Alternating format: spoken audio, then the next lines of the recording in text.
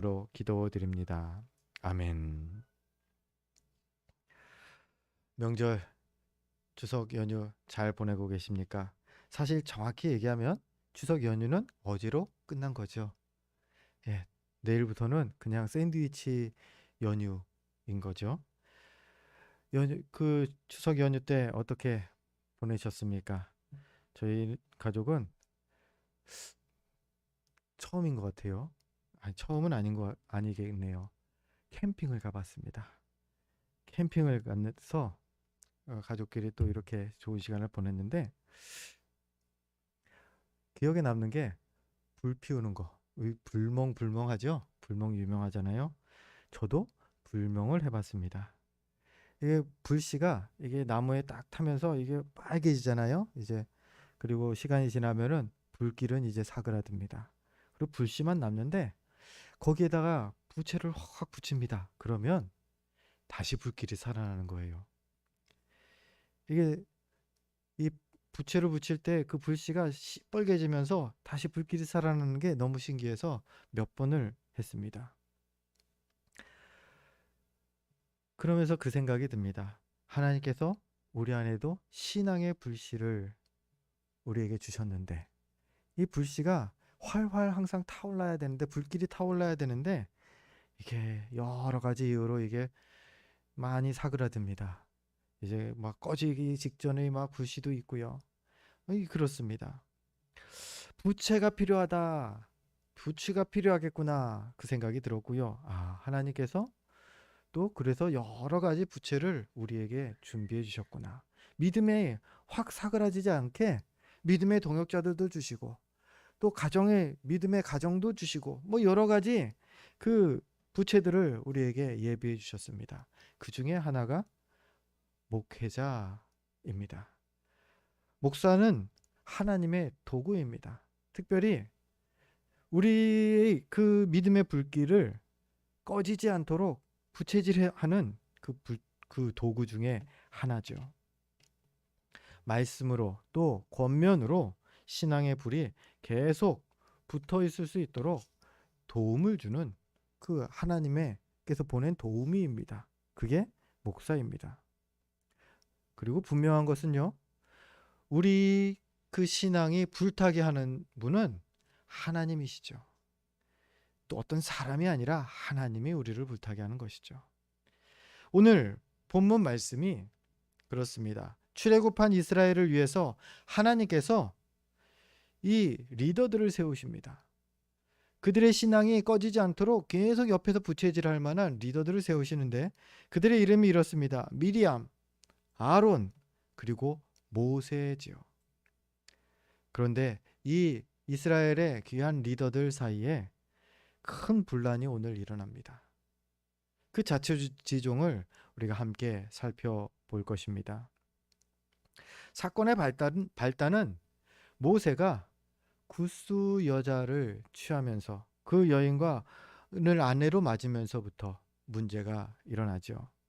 굿수, 굿수인 성경에 이런 굿수라는 단어가 많이 나오는데요. 이 굿수는 무엇이냐? 에디오피아, 그러니까 아프리카의 한 지명이죠. 이디오피아라고 지금은 얘기하나요? 예, 에디오피아를 구스라고 합니다. 그래서 구스 여자 하면요, 뭐 에디오피아인이든 아니든 흑인, 흑인을 구스인이라고 표현을 성경에서 계속합니다. 그리고 구스 여자, 흑인 여인이죠. 그 여인을 한 여인을 아내로 맞이한 겁니다. 그 구스 여인이 왜 이스라엘 안에 있었을까요? 바로 출애굽 당시에 그 애굽에서 나올 때 이스라엘 사람들 아닌 다른 민족 사람들이 몇몇 끼어서 같이 나오게 됩니다. 그리고 그들 중 한 사람이 이 여인일 것이다. 학자들은 해석합니다. 그리고 원래 아내였던 십보라는요. 예, 모세의 아내는 십보라였습니다. 십보라입니다. 근데 학자들은 이 십보라는 이때 이미 죽었고 모세가 재혼한 것이다. 이렇게 학자들은 해석을 하고 있습니다. 이렇게 보면 문제가 없어 보입니다. 그런데 지금 미리암과 아론이 모세의 재혼을 비난하기 시작한 겁니다. 우선 이 세 사람의 관계에 대해서 먼저 살펴보면요. 이들은 삼남매입니다. 다 형제지간이죠. 남매입니다. 우리가 잘 아는 모세가 셋 중에 막내죠. 이때의 나이가 81살 정도 됐습니다. 81살. 우리들보다 훨씬 많죠. 예, 81살의 모세. 이 모세는요, 이스라엘 안에서 어떤 역할을 하느냐, 리더로서 하나님의 말씀을 대변하면서 이스라엘을 이끄는 최고 지도자, 대장입니다. 다른 미리암과 아론보다도 훨씬 더 하나님께서 더 그 높여 세우는 이가 바로 모세였습니다. 그리고 아론, 모세의 형으로 유명하죠. 모세와 3살 터울 나는 모세의 형입니다. 자, 이 아론은 그러면 84살이겠네요. 예, 모세가 81살이라고 했으니까 이때의 아론의 나이는 84살입니다. 이 아론이 이스라엘 안에서의 그 감당하는 그 역할은 이스라엘의 딱 한 명뿐인 대제사장이었죠. 둘도 아니고 딱 한 명. 모세도 이 제사를 집례하지는 않았던 걸로 보입니다. 아론만이 하나님께 백성을 대표해서 제사를 집례하는 이 중요한 역할을 감당했다라는 것이죠. 중요한 인물입니다. 그리고 우리가 아는 분들은 아시겠지만 미리암이 나옵니다. 미리암도 모세의 가족입니다. 그 3남매 중에 첫째죠. 성경에 미리암이 여기만 나올까요? 아니요. 다른 데에도 나왔습니다. 이때의 미리암의 나이는요. 지금 모세가 81살 때 미리암은 적어도 90대 중반, 어쩌면 100살까지도 됐을 수 있다. 우리가 발견할 수가 있습니다. 어째서 그러냐면요. 미리암이 처음 나왔던 장면이 출애굽기 1장입니다. 그때 모세가 태어납니다. 그리고 모세가 태어났는데 애굽 그 임금이 왕이 명령하죠. 2살 아래의 아이들을 다 죽여라. 애굽에 태어난 이스라엘 유대인 아이들을 다 죽이도록 해라. 그때 모세가 너무 예뻐서 그 부모가 숨겨서 키웁니다. 그게 3개월 정도 되는데 아기가 석 달쯤 되면 어떻게 하죠? 울죠. 낮에도 울고 밤에도 울고 막 눈치 없이 웁니다. 자, 그러고 나니까 모세를 이제 죽일 수는 없고 강에 갈대 상자에 담아서 강에 이게 흘려보내게 되죠. 자, 그때 그 흘려보내는 사람이 누구냐? 모세의 부모가 아닙니다. 이 미리암이 갈대 상자에 자기 동생, 갓 태어난 동생을 흘려보내게 됩니다. 자, 이때 미리암이 갈대 상자에 흘려보낼 때 공주가 그 모세를 양자로 공주가 모세를 안게 되죠. 그리고 모세가 너무 예뻐요. 양자로 삼아야 되겠다 말합니다. 그때에 그 옆에서 미리암이 그 공주에게 말합니다. 공주님, 여기 아이를 잘 보는 유모가 있습니다. 제가 소개하겠습니다. 그 유모가 바로 모세의 친어머니고 자기 친어머니죠. 그 어머니를 소개해서 모세는 그 유대인, 히브리인 그 친어머니 이 돌봄을 받으면서 자라게 됩니다.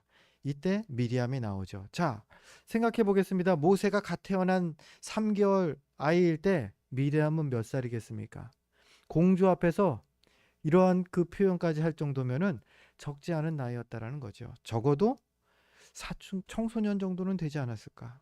자, 이렇게 봤을 때에 지금 모세가 80이 넘은 이때에 미리암은 90은 훨씬 넘었을 것이다 라고 볼 수 있다는 거죠. 자, 이 미리암이 지금 모세보다 훨씬 나이가 많은 미리암, 모세의 생명까지 살려준 미리암, 이 미리암이 이스라엘 안에서의 역할이 2절에서 보면은 그 역할의 힌트가 나옵니다. 2절에 보니까 이렇게 미리암이 말합니다. 여호와께서 모세와만 말씀하셨느냐? 우리와도 말씀하지 아니하셨느냐. 하나님의 음성을 미리암도 들었다라는 것이죠. 음성을 들었다라는 것은 무슨 뜻이냐? 선지자라는 뜻입니다. 그 시대에 하나님의 음성을 들은 이들을 모두 선지자라고 칭했습니다. 미리암은 이스라엘 가운데에 하나님의 말씀을 듣고 전하는 선지자였다라는 거죠. 자, 미리암, 아론, 모세, 이 순서가 삼남매의 순서이고요. 역할 자체도요, 다 하나님의 음성을 들을 정도로, 그리고 이스라엘에서 아론도 딱 한 명뿐인 대제사장이라는 중요한 직책, 미리암도 선지자, 하나님의 말씀을 전하는 직책, 중요한 직책들을 맡았다라는 겁니다. 그런데 이 가운데에 미리암과 아론이 모세의 잘못을 지적하고 있다라는 거죠. 이방 여인과 재혼하는 모세의 행동, 이 행동이 불법이다라고 말하는 것입니다. 그런데 사실은요, 자격만 따져보면요, 어떻습니까? 이 두 사람은 모세의 잘못을 지적하고 책망할 자격 있어 보이지 않습니까? 충분히 있어 보입니다. 우선 가족으로서 잘못한 것에 대해서 지적할 수 있어야죠. 가족이니까, 사랑하니까. 또 연장자입니다. 둘 다. 모세의 형이고요, 모세의 큰 누나예요. 연장자로서도 지적할 수 있다라는 거죠. 그리고 무엇보다도 또 함께 이스라엘의 리더된 자들로서 잘못했다 그렇다면은 지적해서 잘못된 길에서 나오도록 할 수 있다라는 겁니다. 충분히 지적할 자격이 있는데도 불구하고 여기에는 함정이 있습니다. 그들이 모세를 지적하는 부분에 함정이, 문제가 있었다라는 겁니다. 하나님은 정말 모든 이방인과의 혼인을 금지하셨습니까? 이 질문을 해볼 때에 그 답은요, 그렇지 않다가 답입니다. 성경에 나오는 이방인과의 혼인 금지 명령 분명히 나옵니다. 그런데요, 잘 살펴보면요, 가나안, 앞으로 이스라엘 백성들이 들어가게 될 가나안 땅, 그 땅의 7 족속과의 혼인을 금지하신 것은 분명합니다. 그런데 다른 이들과의 혼인을 금지했느냐? 찾아보기가 어렵습니다. 출애굽기 34장 16절인데요. 이 말씀이 이 가나안 7 족속과의 혼인을 금지하고 있는 그러한 말씀입니다. 34장 16절 말씀 제가 대표로 읽겠습니다. 또 내가 그들의 딸들을 내 아들들의 아내로 삼음으로 그들의 딸들이 그들의 신들을 음란하게 섬기며 내 아들에게 그들의 신들을 음란하게 섬기게 할까 함이니라.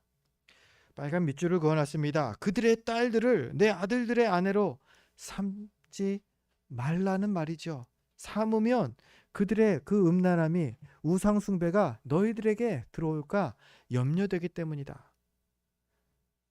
하나님께서 가나안 족속과의 혼인을 금지하시는 이유까지 잘 설명하고 있습니다. 그럼 가나안 족속 아닌 다른 이들과의 혼인, 그 혼인은 어떨까요? 금지하신 적이 없고요. 다른 성경에 보니까는 그것에 대해서 하나님께서 징계하셨다, 책망하셨다. 너희들 왜 죄지었느냐? 아무데도 그런 말씀이 없다라는 겁니다. 대표적으로요, 이방 여인과 결혼한 그 이스라엘 사람, 야곱의 12아들 중에 요셉이 있습니다. 요셉이 애굽 여인과 결혼을 하게 됩니다. 총리로, 애굽의 총리로 있기 때문에 왕이 소개시켜준 여인과 결혼합니다. 그리고 아들을 낳죠. 에브라임과 므낫세입니다.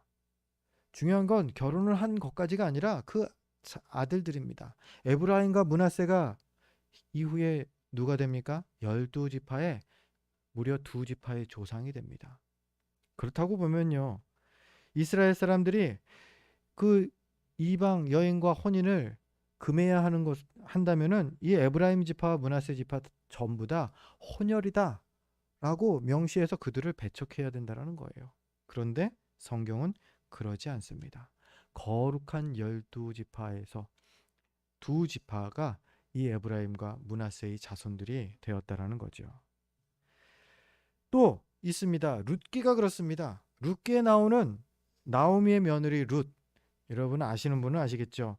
룻이 시어머니 나오미와 함께 이스라엘로 단둘이 돌아갑니다. 남편도 잃고 모두 잃고 단둘이 함께 이스라엘로 돌아왔을 때에 누구도 이방 여인 룻을 배척하지를 않습니다.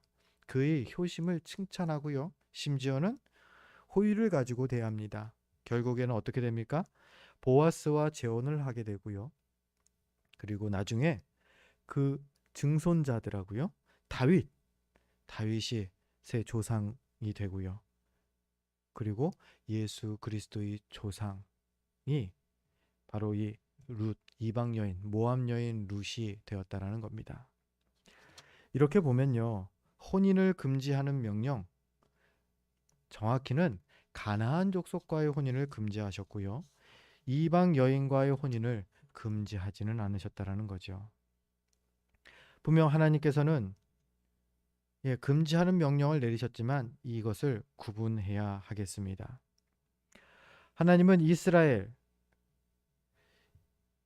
이스라엘이 가나안의 우상 숭배에 빠지지 않도록 그들과의 교류를 금지하신 거였죠.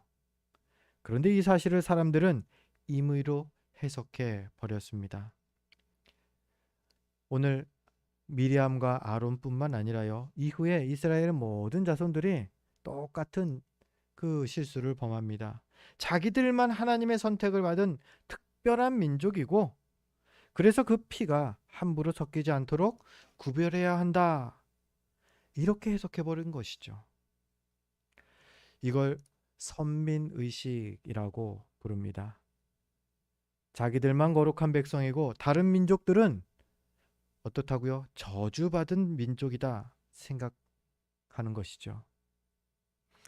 이건요 절대 하나님의 뜻이 아닙니다. 신약은 목사님, 신약은 그럴 수 있는데요. 구약은 이 이스라엘 사람들의 말이 맞지 않습니까? 하나님께서 이스라엘만 택하셨고 이스라엘만 구원하신 거 아닙니까? 신약뿐만 아니라요. 구약에서도 하나님은 모든 나라, 모든 민족의 하나님이셨습니다. 그 중에서 이스라엘은 다만 그 모든 민족을 하나님께로 인도하는 제사장 나라로 특별히 택하신 것이죠. 이 구별한 것, 이 사실이 출애굽기 19장 5절과 6절에 나오는데요. 우리 주보를 참고해서 주보 안쪽에 출애굽기 19장 5절과 6절 말씀을 같이 한번 읽어보려고 합니다. 우리 함께 읽겠습니다. 세계가 다 내게 속하였나니 너희가 내 말을 잘 듣고 내 언약을 지키면 너희는 모든 민족 중에서 내 소유가 되겠고 너희가 내게 대하여 제사장 나라가 되며 거룩한 백성이 되리라. 아멘. 여러분, 이 말씀에서 뭐라고 합니까? 어디까지가 하나님께 속했다라고 말씀하십니까? 이스라엘만 속했다 하십니까? 아니요. 온 세계가 전부 하나님께 속하였다 말씀합니다. 그리고 그 중에서 이스라엘을 제사장 나라로 삼으신다 말씀하시는 거죠. 여러분, 제사장이 어떤 역할을 하는 겁니까? 제사장은요, 백성을 대표해서 제사를 집례하면서요, 하나님과 백성 사이에 중개하는 역할, 그게 제사장입니다. 즉, 하나님과 온 세상, 모든 나라, 모든 민족들, 그들 사이에 중개하는 역할, 그 역할로 지금 하나님께서 이스라엘을 구약시대에 택한 것이다 말씀하시는 거죠. 그렇기 때문에 제사장 나라라는 호칭을 주신 거죠. 이스라엘은 이걸 임의로 오해하고 임의로 해석해버린 겁니다. 본문에서 미리암과 아론도 벌써부터 이 선민의식에 빠져있던 것이고요. 하나님 말씀이 왜곡되는 거, 이건 정말로 위험한 것입니다. 그 왜곡된 말씀이 내 안에서 틈을 만듭니다. 사탄의 강력한 유혹이 그 틈으로 들어올 수 있게끔 하는 틈이 되어버리는 것입니다. 우리가 창세기 때 아담과 하와의 선악과 사건을 잘 알지 않습니까? 뱀이 하와를 유혹할 때 어떻게 유혹합니까? 하와가 이 과일을 따먹으면은 하나님께서 죽을까 하노라 말씀하셨다 말하죠. 그러자 뱀이 그 즉시 빈틈을 노립니다. 하나님은 사실 반드시 죽으리라 말씀하셨는데 하와가 죽을지도 모른다라고 말하니까 그 즉시 뱀이 말합니다. 절대 죽지 않는다. 절대 죽지 않는다. 반드시라는 단어가 빠져버리자 뱀이 그 틈을 타서요 하와를 유혹하고 하와의 교만하게 만들어서 결국에는 죄를 짓게 만들죠. 오늘 가나안 족속 혼인 금지, 이것을 이방인의 혼인 금지로 지금 왜곡되어진 장면을 우리가 보고 있는 겁니다. 그리고 이 틈으로 오랜 시간 동안 이스라엘의 선민의식이라는 교만이 들어와서요 결국에는 어떤 결과가 나왔느냐, 하나님께서 제사장 나라가 되게 하겠다, 너희를 제사장 나라로 삼아서 제사장 나라의 역할을 감당하게 하겠다 말씀하셨는데 그 제사장 나라의 사명을 실패하게 되죠. 왜요? 우리만 거룩한 백성이고 우리만 믿으면 되지 저들은 믿을 필요가 없다. 그들 안에서 결론은 그런 겁니다. 저주받은 백성들, 이런 호칭까지 붙으면서 말이죠. 제사장 나라의 사명을 제대로 감당하지 못한 것이죠. 하나님의 말씀은요, 내 생각, 내 방식을 가지고 임의로 해석해서는 절대 안 됩니다. 베드로후서 1장 20절 말씀 또한 우리에게 동일한 권면을 하고 있죠. 우리 주보를 참조해서 함께 읽겠습니다. 먼저 알 것은 성경의 모든 예언은 사사로이 불 것이 아니니. 아멘. 하나님 말씀을 우리가 임의대로 내 상식으로 내 경험으로 함부로 풀어서는 안 된다라는 겁니다. 같은 말을 들어도 우리가 다르게 이해하는 이유가 바로 이런 부분입니다. 임의로 내 상식으로 해석하기 때문이죠. 애매하고 이해가 안 되는 성경의 그 의문들 참 많습니다. 성경 단어들도 옛날 말씀이라서요 이게 무슨 뜻인지 해석하려면 뭐 검색도 해봐야 되고 막 그런 경우도 많아요. 여러분 와서 물어보십시오. 제가 그러려고 있는 겁니다. 여러분의 그 질문에 답하기 위해서 제가 얼마나 많이 공부한 줄 아십니까? 뭐 대학교 과정은 기본이고요. 신학교는 대학원부터를 하는데 대학원 3년, THM 2년 해갖고 5년은 기본으로 했고 거기다가 뭐 매일 말씀 묵상하고 그러면서 성경을 10년 넘었죠. 예, 10년 넘게 말씀을 묵상하게 하나님이 그렇게 하게 하셨습니다. 하나님의 도구를 사용하십시오. 저는 성경 공부하자는 말이 제일 좋아요. 말씀을 공부하면서 저도 모르는 내용은 저도 못 가르쳐 드립니다. 성경에 말하지 않는 내용은 못 가르쳐 드리는데 성경에 분명히 말씀하신 내용은 같이 바르게 알자라는 겁니다. 말씀을 분명한 것은요, 깨닫게 하시는 분, 그거는 저도 아니고요, 여러분의 지식도 아니고요, 성령 하나님이심을 우리가 분명히 고백해야 합니다. 그래서 우리가 앞서서 말씀을 묵상하고 말씀을 가까이 하려 할 때는 항상 성령님의 도우심을 구하면서 나아가야 하는 것이죠. 날마다 바라기는 바른 말씀을 들으시고 또 바르게 깨달을 수 있도록 성령의 도우심을 항상 구하시기를 소원합니다. 자, 여기에 대해서 이 미리암과 그 아론이 모세 앞에 모세를 비방하며 나아옵니다. 그럴 때 모세의 반응은 한마디로 딱 이랬습니다. 잠잠했습니다. 욕을 그냥 다 듣기만 합니다. 그리고 가만히 있습니다. 그 이유에 대해서, 그 모세의 그 모습 반응에 대해서 3절에서 이렇게 그 이유를 설명합니다. 이 사람 모세는 온유함이 지면의 모든 사람보다 더하더라. 온유하기 때문이랍니다. 온유해서 그는 잠잠했다라는 겁니다. 여러분 어떻습니까? 막 핀잔 듣고 막 잔소리 들을 때 잠잠하기 쉽지 않죠?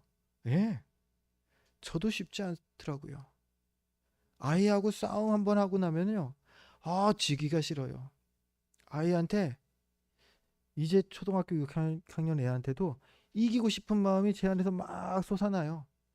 참는 게 참, 억누르는 게 어렵습니다. 그게 우리들이죠.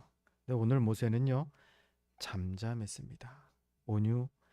온유했다. 성경은 그렇게 말합니다. 성경에 이 사실이 기록된 것, 짧은 이 3절 말씀이 기록된 것은요, 모세의 이런 성품을 하나님께서 기뻐하신다라는 그러한 이유일 것입니다. 즉 다시 말씀드려서요, 이 온유함이 우리 믿음의 성도들이 또한 사모해야 할 성품이기도 하다라는 말인 거죠. 온유에 힘쓰시길 바랍니다. 네, 여러분, 시대가 참 많이 빨라지고요, 사람들이 참 많이 똑똑해졌습니다. 그래서 좋은 점들도 참 많지만요, 그리스도인으로 살기에 정말 힘들어진 세대, 그 시대가 우리 시대고요, 갈수록 더 힘들어질 것입니다. 오늘 모세가 이런 생각을 했습니다. 이 시대에 태어났다면 정말 온유할 수 있을까? 이런 의구심이 들더라고요. 여러분 운전을 해보신 분은 아실 겁니다. 이 자동차 운전을 하다가 신호등에 걸립니다. 빨간 신호가 걸려서 딱 멈춥니다. 그런데 앞에 차가 있는데 신호가 변경됐어요. 초록색으로 바뀌었는데 안 움직입니다. 그 안에서 무엇을 하는지, 신호가 변경되고 5초, 6초, 7초가 지나도 안 움직입니다. 여러분, 온유하실 수 있겠습니까? 빵빵거리지 않고 그럴 수 있지 하면서 온유하실 수 있겠습니까? 모세가 과연 그런 상황에서 온유했을까? 빵빵거리지 않고 그냥 계속 있을 수 있었을까? 아마 온유했으니까 그랬을지도 모르겠어요. 그런데 여러분, 그것이 이 시대에 칭찬받을 모습일까? 아닐 거라는 거예요. 그 뒤에 차들이 다 빵빵거리면서 왜 안 가냐고 막 항의할 거예요. 나는 온유해서 나는 괜찮은데 그 뒷 사람들은 전부 다 시간 허비를 하게 되었을 거라는 거죠. 온유하다고 해서 이제 더 이상 칭찬받는, 모든 일에서 칭찬받는 그러한 시대가 아닌 게 되어버렸습니다. 주님은 모세의 온유함에 주목하시고 칭찬하셨죠. 참된 그리스도인은요, 분명히 이 온유함을 이루도록 계속 힘써야 합니다. 그런데요, 이 시대, 우리 시대를 참된 그리스도인으로 살려면요, 이 온유함을 이룸과 함께 상황을 분별하는 지혜 또한 필요하다라는 겁니다. 이렇게 지혜롭게 온유한 성도가 우리는 이제 되어야 한다는 거죠. 이 삼남매의 분쟁에 대해서 하나님은 어떻게 말씀하시는지를 보면서 이 지혜에 대해서 계속 함께 나누어 보도록 하겠습니다. 세 사람을 하나님께서 회막으로 부르십니다. 이제 하나님께서 등장하시는 거예요. 회막으로 부르십니다. 세 사람이 회막으로 오자 하나님께서 특별히 장막 문에 임재하십니다. 그리고 그곳으로 아론과 미리암만 부르십니다. 그들 둘만 따로 부르셔서 하나님이 자신과 모세의 특별한 관계, 얼마나 특별한지 그 관계를 말씀하시죠. 먼저 하나님은 미리암과 아론과 이 관계를 먼저 설명을 하십니다. 너희와의 관계는 선지자와 나와의 관계 수준이다. 이렇게 설명하십니다. 어떤 정도냐면 환상이나 꿈으로 대화하는 정도가 너희와 나와의 관계다. 어느 정도? 이 벽을 치시는 것을 느끼게 되죠. 예. 그들과의 관계는 이런데 모세에 대해서는 다르다라는 거죠. 그렇다고 해서 이 미리암과 아론과의 관계가 정말로 이게 벽이 있는 아주 먼 관계가라는 뜻이 아닙니다. 아주 특별한 관계, 대단한 관계는 맞습니다. 이렇게 미리암 아론만큼의 관계 가운데 있었던 이들이 사무엘 선지자, 우리가 아는 사무엘도요, 하나님과 이렇게 교제를 나눈 선지자였습니다. 사도 바울, 그도 이 정도의 선지자였죠. 요셉, 하나님의 앞서 말씀드렸던 야곱의 그 아들들 중에 요셉 또한 이러한 하나님과 이렇게 꿈으로, 환상으로 말씀을 나누었던 이입니다. 대단한 사람, 대단한 관계인 건 맞습니다. 그런데요, 이런 선지자들과 모세는 또 차이가 있다. 하나님은 그걸 강조하시는 거예요. 7절이죠. 모세에 대해서 이렇게 말합니다. 그는 내 온 집에 충성함이라. 모세의 충성을 특별하게 여기신다 말씀하십니다. 누군가를 여러분 감동시킨다라는 거는요, 정말 어렵습니다. 특별히 하나님을 감동시키는 거, 이거는요 말할 것도 없죠. 그런데 충성하는 이에게 주님은 감동하십니다. 주님과 주님의 집에 충성할 때에 주님께서 기뻐하시고 특별하게 여기신다라는 겁니다. 오늘 모세가 그랬습니다. 충성스러운 모세가 하나님께 얼마나 특별한 존재인지를 이제 8절에서 하나님께서 말씀하십니다. 8절입니다. 그와는 내가 대면하여 명백히 말하고 은밀한 말로 하지 아니하며 그는 또 여호와의 형상을 보거늘. 모세와의 관계, 어떻게 한마디로 표현하면요, 대면하는 사이다. 하나님께서 직접 만나는 사이다. 하나님께서 환상이나 꿈을 통하여서 그렇게 말씀하시는 게 아니라 직접 만나는 사이다 말씀하시는 겁니다. 성경이 증언하는 바대로라면요, 하나님을 직접 대면한 사람은요, 그 거룩한 광채로 인해서 그 자리에 죽게 됩니다. 그런데 모세는요, 하나님을 대면하고서도 살아 있다라는 거죠. 그만큼 하나님과 모세는 아주 특별한 관계라는 것입니다.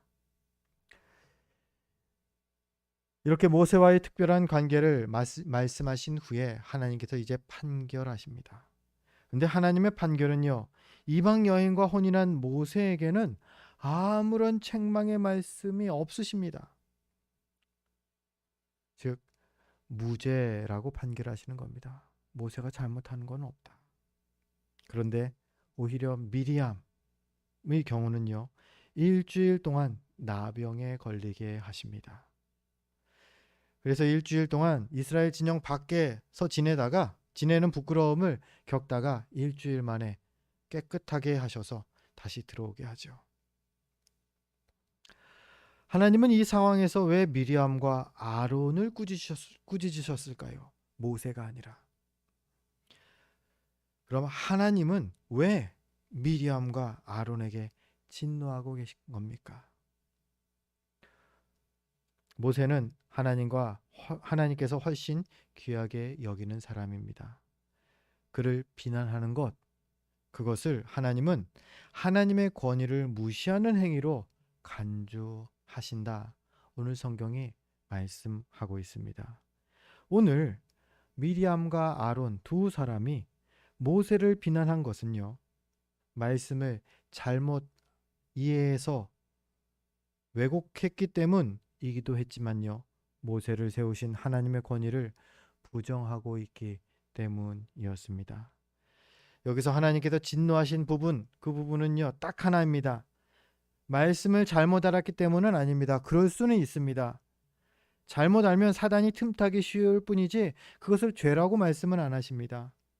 지금 두 사람이 하나님의 책망을 받는 것은요, 오롯이 하나님의 권위를 훼손한 죄, 이 한 가지 때문입니다.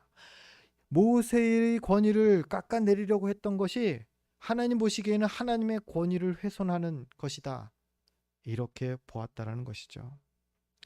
이 두 사람은 말씀에 대한 왜곡 때문에 교만이 찾아오게 되었고요. 앞뒤 가리지 않고 하나님의 권위를 훼손하는 죄를 짓게 된 것입니다. 이런 잘못에 빠지지 않기 위해서 우리는 분별의 지혜를 가져야 합니다. 온유함만 가져서는 안 되고요. 지혜가 필요합니다. 말씀을 정리합니다. 하나님께서 일하시고 하나님께서 쓰시는 사람을 분별하는 지혜를 성령께서 우리에게 주십니다. 성령님은 우리가 영적으로 깨어있는 동안, 그동안 항상 우리에게 이 분별의 지혜를 베풀어 주실 것입니다. 바라기는 결국 말씀과 기도로 항상 깨어있는 게 관건이라는 겁니다. 깨어있으면 분별도 하게 하시고요. 더 온유할 수 있도록 하나님께서 우리를 도우신다라는 겁니다. 그렇게 할 때에, 깨어있을 때에 성령의 지혜가 우리를 주장할 것입니다. 그리고 이 지혜가 우리에게 주님의 권위를 높여드리는 길을 깨달아 알게 해 주실 것입니다. 바라기는 성령의 지혜로 충만해지는, 항상 충만하시는 저와 여러분 되시기를 주의 이름으로 축원드립니다. 기도하겠습니다. 거룩하신 아버지 하나님, 오늘 모세를 봅니다.